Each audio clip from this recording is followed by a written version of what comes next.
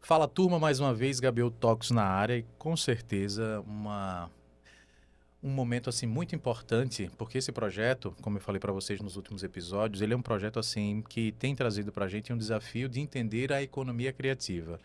E ela é uma economia, não diferente das demais, extremamente rica, mas assim, pouco explorada, pelo menos diante daquilo que a gente vinha fazendo nos últimos bate-papos, tá? Então esse é um recorte porque a gente tem hoje como iniciativa da Lei Paulo Gustavo, né, estruturado ali pela Prefeitura de Aracaju, Funcaju, e também intimamente relacionado com o governo federal através do Ministério da Cultura. Então assim, temos, né, bate-papos maravilhosos com especialistas e hoje, obviamente, vou conversar com uma pessoa que aqui nos bastidores já troquei, né, um, um bate-papo assim com ela para entender o contexto dela, ela enquanto produtora. Mas assim, só o fato dela dizer o que fez ou o que já faz, já fiquei cansado. Só que eu quero que você pegue o papel para anotar, né, extrair talvez insights legais que podem fazer sentido para você que trabalha dentro desse ambiente, aprendendo e entendendo exatamente quais foram os desafios pelos quais ela já passou e os aprendizados que a gente pode extrair. No final das contas, é o que a gente quer, é encontrar nesse momento um conteúdo rico para que você, que milita nessa área também, possa não apenas se inspirar, mas tirar ideias do papel, se aproximar mais dessa economia que você ama, provavelmente, né? E que talvez seja o momento certo de você ser inserido nela, tá bom? Vou convidá-la, muita satisfação em poder conversar com você. Grazi, se apresente para a turma. Eu sou Grazi Coutinho, Perfeito. né? Eu sou professora de teatro, atriz, gestora cultural, produtora Perfeito. cultural, parecerista, Não estou dizendo? pesquisadora nas artes cênicas e na cultura popular também. Perfeito. Grazi, provavelmente, e aí vocês já viram só por essa apresentação, né? Grazi chega a esse ponto, talvez uma Grazi mais madura, mas eu queria que, para que todos vocês pudessem conhecer, que você contasse um pouquinho, Grazi, dessa sua história, como foi que você foi chamada, né, para esse ambiente que você acaba abraçando e que, até pela sua fala, me parece que já virou meio que um propósito, né? A ideia de deixar meio que um legado com aquilo que você faz, com aquilo que você já milita há alguns anos. Como é que essa Grazi de hoje ela se apresenta olhando para esse histórico, né? Não apenas de formação e tal. Como é que você vai se envolvendo com esse negócio? Eu comecei a me envolver muito, né, com cultura, com artes cênicas, digamos que ali criança, né? Minha mãe era Perfeito. uma apaixonada pela cultura sergipana, né? Perfeito. Eu costumo dizer que eu conheci os artistas sergipanos de pequena, né? Quando eu vejo os vinis na minha casa, de Neu Fontes, de Chico Perfeito. Queiroga, de Amorosa, enfim. E minha mãe gostava muito de cultura popular. Minha mãe Perfeito. nascida em Riachuelo, Sim. né? Dançava no Reisado, Aham. né? Na época que existia ainda o Reisado em Riachuelo. E aí ela sempre manteve isso muito forte em mim. Sim. Na infância, assim, adolescência, 13 anos de idade, eu começo a fazer teatro, Perfeito. né? Porque eu fui diagnosticada com transtorno de atenção, né? Perfeito. TDAH, o Sim. TDA é mais forte em mim. E aí tinha que fazer alguma coisa na área, ou Perfeito. pintura e tal. E aí eu escolhi pelo teatro, Tá. né? Paro, porque começo a estudar, né? Vem o ensino Aham. médio, paro quando chega... Depois de eu me formar em pedagogia, eu sou pedagoga também, depois eu Tá. me formo em pedagogia, eu volto a fazer oficina Tá. de teatro, mais por esporte. Eu tinha perdido minha avó. Eu disse, Tá. eu vou voltar a fazer oficina porque é uma coisa que vai... Enfim, volto para o teatro e invento de fazer minha segunda formação em teatro na Universidade Federal, Certo. né? E aí, nisso que eu entro no teatro, eu entro para trabalhar com cultura, Perfeito. né? Eu estava na educação do município e aí eu vou para o estado trabalhar com cultura. E aí eu vou trabalhar com artes cênicas, cultura popular. Mas antes disso, eu comecei a produzir grupos, Pronto. né? Eu produzi o Atualona, eu produzi por um tempo o Caixa Cênica, produzi outros o Hecta, Tá. né? Me envolvo com essa galera, produzi Cleanes da dança afro, Sim. enfim, e começo a me envolver cada vez mais na área. Perfeito. Atuo em alguns espetáculos, né, de forma bem tímida e tal, mas eu me encontro muito na produção, Perfeito. né? Na produção teatral é uma coisa que tem uma carência muito forte. Sim. Nós temos muito poucos produtores que só fazem produção, Tá. né? Geralmente a produção é feita por atores que estão em cena Sim. também, enfim. E aí eu vou trabalhar muito com produção, né? Fico um bom tempo trabalhando com produção teatral, Certo. né? Enfim. Então, assim, minha trajetória foi mais ou menos essa. Perfeito. Hoje eu estou mais na gestão cultural apenas. Entendi, entendi. Veja que essa riqueza provavelmente lhe trouxe uma concepção do que seria a economia criativa, talvez muito abrangente, né? Sim. Não por alguém que está apenas sendo uma espectadora, mas por alguém que vivenciou isso e que vivencia isso, né? E aí eu queria que você comentasse de uma forma muito, talvez, resumida, porque eu sei que o nosso tempo, talvez, nesse bate-papo, ele é um pouquinho mais curto, mas talvez para aquele que está nos assistindo, o que é que dentro da sua ótica seria essa economia criativa? Qual o potencial que ela tem, né, para gerar literalmente economia, dado o próprio nome, né, dentro dessa sua percepção da gestão cultural e de tudo aquilo que você faz? A produção de artes cênicas, aí eu falo, né, nas três Certo. linhas, teatro, dança e música, não só na teatral, ou teatro, dança e circo, não só na produção teatral, tem um papel importantíssimo na economia criativa, Certo. né? A gente gera uma cadeia imensa produtiva, Tá. né? Não é só o ator que está ali no Entendi. palco, no espaço, se apresentando. Atrás dele tem uma gama de outros profissionais que também não são só aqueles que fazem parte daquele grupo, Perfeito. né? A gente tem a costureira, que Sim. faz o figurino, a gente tem o armarinho, a loja de tecido, a gente tem a loja de acessórios, né? Imagine tudo isso sendo o pipoqueiro que está na porta do teatro, que antes de você entrar, Sim. você compra pipoca, ou quando é num espaço alternativo, você tem condições de consumir Sim. assistindo o espetáculo, né? É o técnico de som, é o técnico de luz, né? É o produtor. Sim.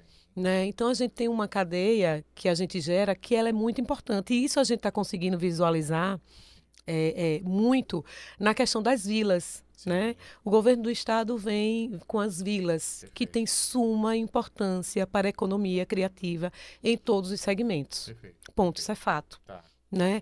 E aí, quando o governo do estado chega na Vila da Criança e vem com um teatro Sim. que funciona Ah, todos os dias que a vila está funcionando, que eu nunca imaginei na minha vida que numa segunda-feira estaria acontecendo um espetáculo de teatro com um teatro cheio, né? Um certo. teatro que é montado naquela vila, com 100 lugares, Sim.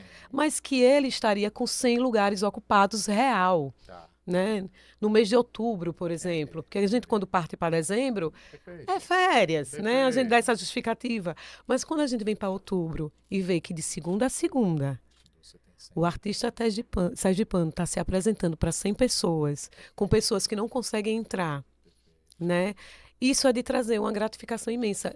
E quando a gente pensa que governo nenhum fez isso, Tá. né? Pensou nisso, Tá. né? É a gente pensar que está tendo um olhar sim do governo Sim. para a economia criativa em todos os aspectos e um olhar também, eu acho que muito carinhoso Sim. para as artes cênicas, Perfeito. né? Perfeito. A gente começa com as vilas, né? Com esse teatro, né? Já 2 vilas que aconteceu, que o teatro está presente, cheio, lotado, Perfeito. uma formação de plateia, Sim. que aí a gente também movimenta a economia com essas pessoas, Perfeito. né? Perfeito. As pessoas estão indo para a vila, Certo. elas de repente estão indo sim assistir o espetáculo porque ela sabe que o teatro está ali, Sim. ela consome Aham. o que está sendo vendido naquele lugar, né? Perfeito. É a pipoca, é o algodão doce, é o milho. Tem a parte da economia criativa dos lojistas, né? Sim. De gente vendendo marcas sergipanas, Perfeito. produtos, artesanato. Perfeito. Então, assim, o teatro, sim, move muito. Tá. As artes cênicas, sim, move muito a economia Economia criativa. Dentro dessa lógica e reconhecendo agora os desafios, né? Porque eu acho que deve ter um desafio imenso, principalmente para profissionais que, como a gente conversava nos bastidores, eles não vivem literalmente dessa economia, talvez por falta, talvez de uma frequência, né? E aí você fala de um movimento que o governo faz das vilas, que talvez seja um pouco dessa lógica, de trazer frequência, né, para que nessa frequência haja estímulo e esse estímulo econômico possa gerar renda, receita para essas pessoas que muitas vezes amam de paixão fazer aquilo, têm um desejo de viver daquilo, mas talvez elas tenham uma dificuldade natural, como todo e qualquer ser humano, né, não necessariamente apenas nessa economia, de gastar toda a sua energia, né, naquilo que ama, naquilo que faz, por não haver frequência, né, de consumo, né, da população, enfim. Entendendo essa lógica dos desafios, né, entendendo também que a sua militância dentro desse processo já traz para você essa maturidade, quais são os desafios reais que você enxerga, né, desse conjunto de pessoas profissionais que estão envolvidos e entendendo que também talvez você possa enxergar alguns caminhos para a melhoria desse cenário. Como é que você enxerga essa dinâmica? A gente não consegue, né? Eu falo a gente enquanto fazendo parte dessa cadeia, né, das artes Certo. cênicas. São poucos ou quase nenhum que vive 100% Perfeito. de artes cênicas, Entendi. né? A gente faz outras coisas, Exato. né? A gente tem um emprego fixo, a gente é Isso. professor, Isso. né? Tem vários colegas que são professores, né? Que Terceiro. estão em sala de aula, Sim. que não conseguem viver literalmente só de espetáculos, Perfeito. né? Digamos assim, de Entendi. produzir. É Sim. muito difícil para a gente, tipo, trabalhar o dia todo Uhum. e conseguir manter uma grade de ensaios, Tá. conseguir montar espetáculos, Entendi. seja por o lado financeiro pesa muito, Tá. né? Eu acredito muito que os editais é uma forma, né, Sim. de se conseguir montar novos espetáculos, sim, porque ajuda Perfeito. muito. Quando eu estava na Tualona, a gente passou num edital de montagem de Certo. espetáculos e a gente conseguiu montar o conselho, né, o Tá. espetáculo Conselho. E que foi de uma alegria imensa. Por quê? Porque a gente tinha tempo para ensaiar, Sim. né, tempo no sentido assim, a gente fazia outras coisas, Tá. né, os atores tinham outros empregos, trabalhava também, a gente ia à noite ensaiar, né? Mas a gente teve um tempo para maturar um espetáculo. A gente passou mais de 6 meses montando um espetáculo. E aí, quando a gente pensa, na economia criativa, a gente pensa nisso, olha. Nessa época, a gente teve sonoplastia, a gente contratou uma pessoa para fazer a trilha sonora do espetáculo. A gente teve um iluminador que foi nos ensaios, que produziu a luz desse espetáculo, né? Figurinista, né? A costureira, o cenógrafo, né? E aí, do cenógrafo, a gente foi para a marcenaria. Entendi. Né? Aí pense como a gente, voltando para a economia criativa, como é pensando nisso, o fotógrafo, né? Enfim. Então, assim, os editais de montagem são muito importantes para poder ter essas montagens e montagens que eu diria assim, mais maturadas, Perfeito. né? Perfeito. Mais Construtor. vivenciadas, mais construídas, com tempo e com um recurso que às vezes não pode não pagar 100%, mas que ajuda Tá certo. bastante, digamos Perfeito. assim, Sim. né? O chato é que às vezes assim a gente reclama, Tá. né? Eu me ponho também nesse lugar Sim. que eu sei que é necessário, mas eu saio desse lugar de gestora e vou para o lugar enquanto artista da prestação de contas, Perfeito. enfim, mas é o que pede as leis, enfim, da transparência, que perpassa dos órgãos governamentais, é uma coisa que vem de Isso. cima, Perfeito. enfim, né? Mas assim, quando eu falo das vilas e desses dias todos de espetáculos acontecendo, a gente consegue, né? Aí eu volto para a gestora, pensar, né? Pensar não, mas eu digo assim, a gente consegue mostrar, Tá. né, para os gestores, Sim. né, que sim, teatro gera renda, que é Perfeito. importante, que a sociedade, e aí a gente consegue abrir caminhos, Perfeito. digamos Perfeito. assim, né? Muito bom. Reconhecendo que algumas lições aprendidas a gente pode extrair desse processo como um todo, eu queria que talvez fizesse sentido, talvez para quem está nos assistindo, né, que tem íntima relação com esse ambiente, quais foram as lições aprendidas que Grazi conseguiu colher, né? Não apenas da lógica talvez dos editais, ou talvez como agente público, mas também, né, enquanto produtora, gestora ali, num ambiente mais privado. Quais foram as lições aprendidas que fazem você dizer assim, poxa, André, olha, aqui eu passei por um processo que foi doloroso, que no momento não foi legal, mas eu aprendi. Depois eu tive que reconhecer o aprendizado. E também tivemos momentos assim legais, positivos, que trouxeram para mim também um ponto assim de aprendizado para usar isso lá na frente e que também foi muito importante, né, para mim enquanto gestor, enquanto profissional, também enquanto pessoa do ambiente público hoje, né? Isso para mim traz algum tipo de estímulo, né? Na dificuldade, não parar por ela, certo? E entendendo que, obviamente, para tudo que tem um ponto, né, de melhoria, também tem pontos positivos que a gente pode se apegar, que talvez sejam esses os que mais nos estimulam a continuar.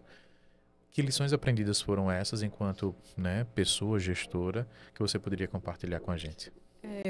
Eu costumo, assim, muito pensar, né, e às vezes conversar, assim, com quem é mais próximo de mim, de família, que às vezes eu disse: "Ufa", né, não dá, sabe, Sim, porque mas a gente acaba aprendendo, porque, assim, eu costumo dizer muito para os meus colegas: "Olha, a gente só vai entender o que é gestão se é quando a gente passa por gestão". perfeito. Às vezes não é o não querer, Uhum. né, é muita coisa, às vezes a burocracia Prende, nos prende, sufoca.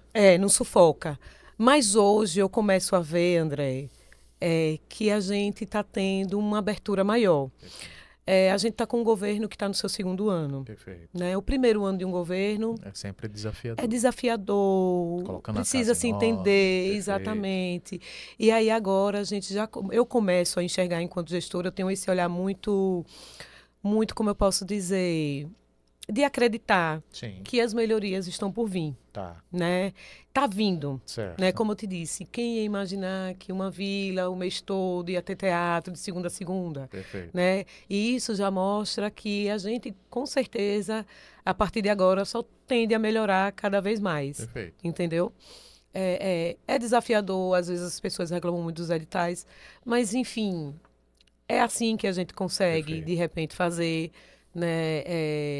É uma coisa que já é uma prática do governo federal, né? Tá, As leis, o recurso vem e a gente só pode repassar via editais, perfeito. né? A dificuldade, eu costumo dizer que não é só em Sergipe. Né? Uhum, O que eu vejo, eu tenho colegas em Pernambuco que a gente conversa muito, né? Na Bahia, então assim, todo mundo passa por entendi. desafios Sim, na área das artes cênicas, na área da cultura em geral, né? E assim, desafiador nunca vai deixar de ser, certo. né? A gente não entenda desafiador como algo ruim, Sim, né? perfeito. Por quê? Porque a gente aprende, porque a gente vai entendendo, enfim. Mas o que eu posso dizer, assim, a cadeia produtiva das artes cênicas é que a gente se desafia, não é Sim, fácil, mas que a gente não se perca, sabe? A gente perfeito. não perca as esperanças jamais. Perfeito. Não desista, né, Não desse desista, processo é. que me parece ser, né, literalmente doloroso em alguns momentos, Sim, mas não necessariamente precisamos nos estimular ao ponto de não, né, de exato. não continuar. É. E talvez, como você falou, a gestão que no início pode parecer sufocante, ela talvez lá na frente demonstre ser muito mais aliada, pelo simples Sim, fato de tentar é, promover de uma maneira mais estruturada o acesso sim, e com base nisso a gente consiga talvez ter uma organização melhor da é, exposição desses artistas, né? eu hoje olho muito com um olhar, assim, de acreditar, sabe? Eu Sim, acredito muito, porque perfeito. tudo que está acontecendo está me fazendo acreditar, Sim, realmente. Então, assim, o difícil mais para a gente da classe é isso mesmo, é a gente não conseguir viver para produzir, perfeito. né? Isso é que é, assim, infelizmente, e para o artista em si é muito importante, Tá, sabe? Ele produzir. E às vezes entendi. você trabalhando em outros lugares, enfim, isso te engessa Sim, e tal. Mas é aquela coisa, é a gente não deixar de desacreditar, né? entendi. É muito difícil, Perfeito, no perfeito. resumo, mas é isso. Eu acredito muito que a gente venha a ter alegrias, né? A gente está Perfeito. agora com várias, com essa a nova lei que está vindo aí. A nova lei não, Perfeito. eu digo nova lei porque os editais estão começando Perfeito. a sair, né? Já sai de um caráter de urgência, de emergência, já é um caráter mais assim que já pede um amadurecimento da Perfeito. gente, classe artística, né? Tá. De projetos mais maturados, enfim, e tal, que aí às vezes as pessoas não entendem, pensa que são as gestões municipais e estaduais que estão Sim, pedindo isso, deixar que dentro do caráter, né, da lei, eles já pedem essas coisas, tá. é mais a gente entender mesmo muitas questões. Perfeito. Então, assim, o meu amadurecimento veio muito disso, de vir para a gestão. Tá. Né? De eu entender as duas vias. Eu entendo o lado do artista e eu entendo E o o lado da lado gestão, da gestão. né? Nessa via de mão dupla. Perfeito, perfeito. Bom, tentamos, na medida do possível, né, extrair, né, dessa profissional aquilo que ela não apenas entendia como economia, por não ter apenas vivenciado, né, enquanto ambiente privado, onde ela está ali militando enquanto produtora, né, e tantas outras qualificações que ela mesma já citou, mas também com o olhar de quem está fazendo gestão agora dentro de um ambiente mais público, onde temos os desafios, né, que perpassam pela lógica da construção de editais, que visam, né, produzir caminhos muito mais adequados para a exposição dessa arte que é tão importante dentro dessa economia.